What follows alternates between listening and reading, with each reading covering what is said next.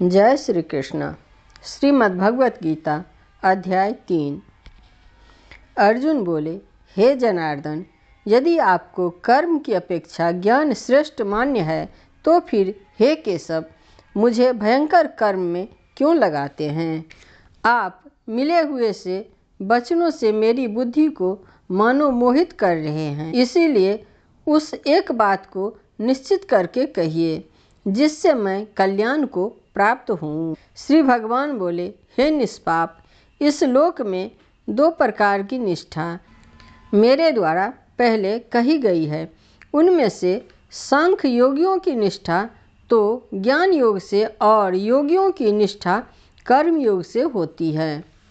मनुष्य न तो कर्मों का आरंभ किए बिना निष्कर्मता को यानी योग निष्ठा को प्राप्त होता है और न कर्मों के केवल त्याग मात्र से सिद्धि यानी सांख्य निष्ठा को ही प्राप्त होता है। निस्संदेह कोई भी मनुष्य किसी भी काल में क्षण मात्र भी बिना कर्म किए नहीं रहता, क्योंकि सारा मनुष्य समुदाय प्रकृति जनित गुणों द्वारा परवश हुआ कर्म करने के लिए बाध्य किया जाता है। जो मूढ़ बुद्धि मनुष्य समस्त इंद्रियों को हठपूर्वक ऊपर से रोककर मन से उन इंद्रियों के विषयों का चिंतन करता रहता है, वह मिथ्याचारी अर्थात दंभी कहा जाता है। किंतु हे अर्जुन, जो पुरुष मन से इंद्रियों को वश में करके अनासक्त हुआ समस्त इंद्रियों द्वारा कर्म योग का आचरण करता है, वही श्रेष्ठ है। तू शास्त्र विहित कर्तव्य कर्म कर, क्योंकि कर्म न करने की अपेक्षा कर्म करना श्रेष्ठ है, तथा कर्म न करने से तेरा शरीर निर्वाह भी नहीं सिद्ध होगा। यज्ञ के निमित्त किए जाने वाले कर्मों से अतिरिक्त दूसरे कर्मों में लगा हुआ ही यह मनुष्य समुदाय कर्मों से बंधता है। इसीलिए हे अर्जुन, तू आसक्ति से रहित होकर उस यज्ञ के निमित्त ही भली भांति कर्तव्य कर्म कर। प्रजापति ब्रह्मा ने कल्प के आदि में यज्ञ सहित प्रजाओं को रचकर उनसे कहा कि तुम लोग इस यज्ञ के द्वारा वृद्धि को प्राप्त होोगे और यह यज्ञ तुम लोगों को इच्छित भोग प्रदान करने वाला हो। तुम लोग इस यज्ञ के द्वारा देवताओं को उन्नत करो और वे देवता तुम लोगों को उन्नत करें। इस प्रकार निस्वार्थ भाव से एक दूसरे को उन्नत करते हुए तुम लोग परम कल्याण को प्राप्त होोगे। यज्ञ के द्वारा बढ़ाए हुए देवता तुम लोगों को बिना मांगे ही इच्छित भोग निश्चित ही देते रहेंगे। इस प्रकार उन देवताओं के द्वारा दिए हुए भोगों को जो पुरुष उनको बिना दिए स्वयं भोगता है, वह चोर ही है।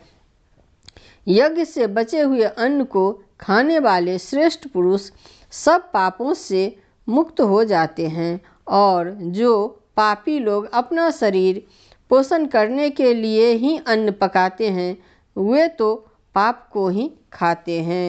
संपूर्ण प्राणी अन्न से उत्पन्न होते हैं। अन्न की उत्पत्ति वृष्टि से होती है, वृष्टि यज्ञ से होती है, और यज्ञ विहित कर्मों से उत्पन्न होने वाला कर्म समुदाय को तू वेद से उत्पन्न और वेद को अविनाशी परमात्मा से उत्पन्न हुआ जान। इससे सिद्ध होता है कि सर्वव्यापी परम अक्षर परमात्मा सदा ही यज्ञ में प्रतिष्ठित हैं। हे पार्थ, जो पुरुष इस लोक में इस प्रकार परंपरा से प्रचलित सृष्टि चक्र के अनुकूल नहीं बरतता, अर्थात अपने कर्तव्य का पालन नहीं करता, वह इंद्रियों के द्वारा भोगों में रमन करने वाला पापाय पुरुष व्यर्थ ही जीता है। परंतु जो मनुष्य आत्मा में ही रमन करने वाला और आत्मा में ही तृप्त तथा आत्मा में ही संतुष्ट हों, उसके लिए कोई कर्तव्य नहीं है। उस महापुरुष का इस विश्व में न तो कर्म करने से कोई प्रयोजन रहता है और न कर्मों के न करने से ही कोई प्रयोजन रहता है, तथा संपूर्ण प्राणियों में भी इसका किंचन मात्र भी स्वार्थ का संबंध नहीं रहता। इसीलिए तू निरंतर आसक्ति से रहित होकर सदा कर्तव्य कर्म को भली भांति करता रह, क्योंकि आसक्ति से रहित होकर कर्म करता हुआ मनुष्य परमात्मा को प्राप्त हो जाता है। जनकादि ज्ञानी जन भी आसक्ति रहित कर्म द्वारा ही परम सिद्धि को प्राप्त हुए थे। इसलिए तथा लोक संग्रह को देखते हुए भी तू कर्म करने को ही योग्य है, अर्थात तुझे कर्म करना ही उचित है। श्रेष्ठ पुरुष जो जो आचरण करता है, अन्य पुरुष भी वैसा वैसा ही आचरण करते हैं।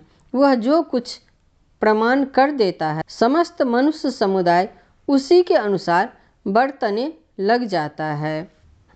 हे अर्जुन, मुझे इन तीनों लोकों में न तो कुछ कर्तव्य है और न कोई भी प्राप्त करने योग्य वस्तु अप्राप्त है, तो भी मैं कर्म में ही बरतता हूँ। क्योंकि हे पार्थ, यदि कदाचित मैं सावधान होकर कर्मों में न बरतूं तो बड़ी हानि हो जाए, क्योंकि मनुष्य सब प्रकार से मेरे ही मार्ग का अनुसरण करते हैं। इसीलिए यदि मैं कर्म न करूं तो ये सब मनुष्य नष्ट भ्रष्ट हो जाएं और मैं संकरता का करने वाला हूँ तथा इस समस्त प्रजा को नष्ट करने वाला बनूं। हे भारत, कर्म में आसक्त हुए ज्ञानी जन जिस प्रकार कर्म करते हैं, आसक्ति रहित विद्वान भी लोक संग्रह करना चाहता हुआ उसी प्रकार कर्म करें।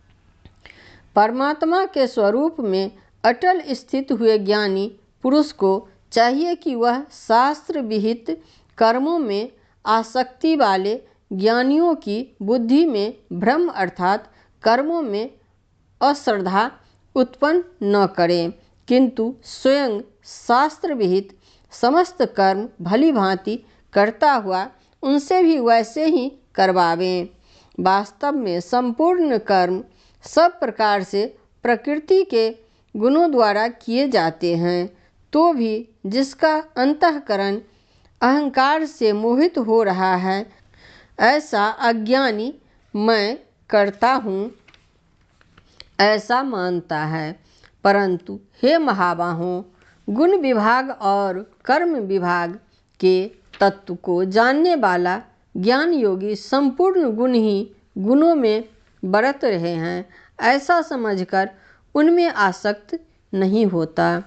प्रकृति के गुणों के अत्यंत मोहित हुए मनुष्य गुणों में और कर्मों में आसक्त रहते हैं। उन पूर्णतया न समझने वाले मंद बुद्धि अज्ञानियों को पूर्णतया जानने वाला ज्ञानी विचलित न करें। मुझ अंतर्यामी परमात्मा में लगे हुए चित्त द्वारा संपूर्ण कर्मों को मुझ में अर्पण करके आशा रहित, ममता रहित और संताप रहित होकर युद्ध कर। जो कोई मनुष्य दोष दृष्टि से रहित और श्रद्धायुक्त होकर मेरे इस मत का सदा अनुसरण करते हैं, वे भी संपूर्ण कर्मों से छूट जाते हैं। परंतु जो मनुष्य मुझ में दोषारोपण करते हुए मेरे इस मत के अनुसार नहीं चलते हैं, उन मूर्खों को तू संपूर्ण ज्ञानों में मोहित और नष्ट हुए ही समझ। सभी प्राणी प्रकृति को प्राप्त होते हैं, अर्थात अपने स्वभाव के परवश हुए कर्म करते हैं। ज्ञानवान भी अपनी प्रकृति के अनुसार चेष्टा करता है, फिर इसमें किसी का हठ क्या करेगा। इंद्रिय के अर्थ में अर्थात प्रत्येक इंद्रिय के विषय में राग और द्वेष छिपे हुए स्थित हैं, मनुष्य को उन दोनों के वश में नहीं होना चाहिए, क्योंकि वे दोनों ही इसके कल्याण मार्ग में विघ्न करने वाले महान शत्रु हैं। अच्छी प्रकार आचरण में लाए हुए दूसरे के धर्म से गुण रहित भी अपना धर्म अति उत्तम है। अपने धर्म में तो मरना भी कल्याण कारक है और दूसरे का धर्म भय को देने वाला है। अर्जुन बोले, हे कृष्ण, तो फिर यह मनुष्य स्वयं न चाहता हुआ भी बलात् लगाए हुए की भांति किससे प्रेरित होकर पाप का आचरण करता है? श्री भगवान बोले, रजोगुण से उत्पन्न हुआ यह काम ही क्रोध है। यह बहुत खाने वाला अर्थात भोगों से कभी न अघाने वाला और बड़ा पापी है। इसको ही तू इस विषय में बैरी जान। जिस प्रकार धुएं से अग्नि और मैल से दर्पण ढका जाता है तथा जिस प्रकार जेर से गर्भ ढका रहता है, वैसे ही उस काम के द्वारा यह ज्ञान ढका रहता है। और हे अर्जुन, इस अग्नि के समान कभी न पूर्ण होने वाले काम रूप ज्ञानियों के नित्य बैरी के द्वारा मनुष्य का ज्ञान ढका हुआ है। इंद्रियां, मन और बुद्धि ये सब इसके वास स्थान कहे जाते हैं। यह काम इन मन, बुद्धि और इंद्रियों के द्वारा ही ज्ञान को आच्छादित करके जीवात्मा को मोहित करता है। इसीलिए हे अर्जुन, तू पहले इंद्रियों को बस में करके इस ज्ञान और विज्ञान का नाश करने वाले महान पापी काम को अवश्य ही बलपूर्वक मार डाल। इंद्रियों को स्थूल शरीर से पर यानी श्रेष्ठ, बलवान और सूक्ष्म कहते हैं। इन इंद्रियों से पर मन है, मन से भी पर बुद्धि है और जो बुद्धि से भी अत्यंत पर है वह आत्मा है।